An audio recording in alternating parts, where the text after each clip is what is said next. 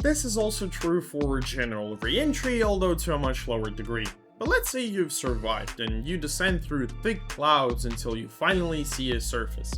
And what a surprise! Even the 150 degrees Celsius temperature, atmosphere of carbon dioxide gas, and inhospitable pressures and gravity are not a problem for life to overcome. Yes, there is life on Eve, although it's limited to only simple plant life.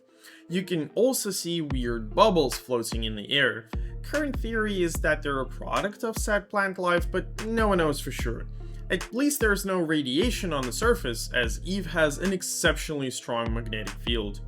As for the terrain itself, it's mostly purple hills, but there's Mountain Olympus a bit south of the equator, towering at 7.5 kilometers in height. Another interesting feature is a large crater left by a huge asteroid a long time ago, which may have wiped out most life on Eve.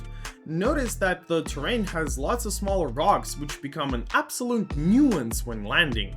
Around half of the planet is covered in oceans of explodium, an explosive substance that thankfully cannot burn without the oxygen that is completely absent on this planet. Because of the thick atmosphere, parachutes work very well and you can use rotary aircraft to move around.